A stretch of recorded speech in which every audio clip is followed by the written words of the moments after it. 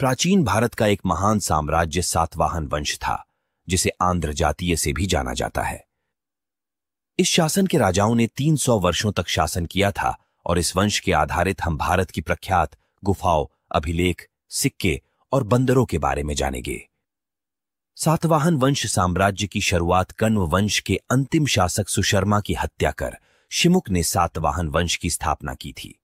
शिमुक का राज्यकाल समय 60 ईसा पूर्व से 37 ईसा पूर्व तक माना जा सकता है, यानी कि शिमुक ने 23 वर्षों तक शासन किया। इसकी राजधानी महाराष्ट्र के औरंगाबाद जिले की प्रतिष्ठान नगरी थी। इस साम्राज्य की राजकीय भाषा प्राकृत और लिपि ब्राह्मी थी।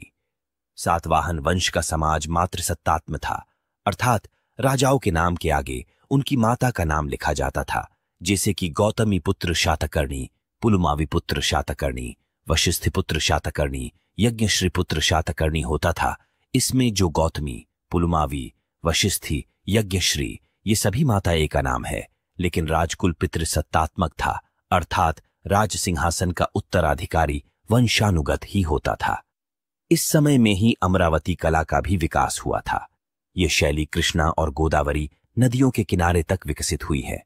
इस शैली में ज्यादातर बुद्ध के विहारों को बताया गया है और इस काल में आंध्र प्रदेश में स्थित जैन मंदिर अमरावती कला शैली के लिए विख्यात है।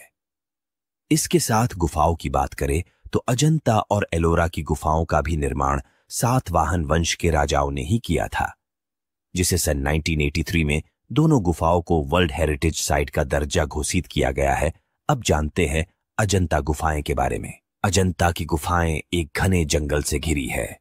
यह गांव महाराष्ट्र के औरंगाबाद शहर से 106 किमी दूर बसा है और अजंता गांव से 3.5 किमी दूर बनी है।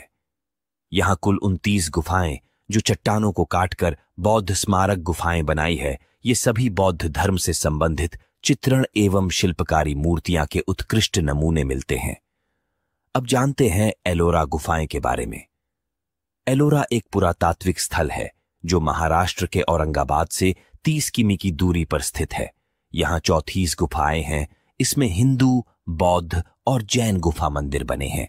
यहां 17 हिंदू गुफाएं, 12 बौद्ध गुफाएं और 5 जैन गुफाएं हैं। सातवाहन राजवंश दूसरे साम्राज्य के साथ व्यापार बढ़ाने के लिए मुख्य बंदरों जैसे कि सोपारा और कल्याण बंदरों का भी निर्माण किया था। सातवाहन राजाओं ने चांदी, तांबे, सीसे, पोटीन और कांसे के सिक्कों का प्रचलन किया था और इन पर मुख्यतः वृष, गज, सिंह, अश्व, चक्र, स्वास्तिक, कमल, त्रिरत्न, पर्वत और जहाज जैसे उपकरणों को प्रदर्शित करते हैं। ब्राह्मणों को भूमि दान करने की प्रथा भी उनसे ही सर्वप्रथम आरंभ हुई थी, जिसका उल्लेख नानाघाट अभिलेख में किया गया है। इसके साथ पूरे वंश का भी उल्लेख मत्स्य पुराण में किया गया है। इस वंश के कुछ प्रमुख राजाओं हो चुके, जैसे कि राजा सिमुक, वशिष्ठ पुत्र शातकर्णी, पुलुमावी पुत्र शातकर्णी, यज्ञश्री पुत्र शातकर्णी थे। पर इनमें से सबसे ज्यादा इस सातवाहन नरेशों में सबसे महान राजा गौतमी पुत्र शातकर्णी था। कुछ विशेषज्ञों द्वारा गौतमी पुत्र सतकर्णी को राजा शालीवाहन भी कहते थे। राजा गौतमी पुत्र शातकर्णी ने 25 वर्षों तक शासन करते हुए न केवल अपने साम्राज्य की खोई प्रतिष्ठा को पुनः स्थापित किया और एक विशाल साम्राज्य को भी आगे बढ़ाया। उसकी विजयों गोदावरी घाटी में प्रथम विशाल साम्राज्य का उदय हुआ, जो शक्ति तथा विस्तार में गंगा घाटी में शुंग तथा पंजाब में यवन साम्राज्य की बराबरी कर सकता था। उसके प्रत्यक्ष प्रभाव में रहने वाला क्षेत्र उत्तर में मालवा तथा काठियावाड़ से लेकर दक्षिण में कृष्णा नदी अमरावती तक तथा पूर्व में बरार से लेकर पश्चिम में कोंकण तक फैला हुआ था।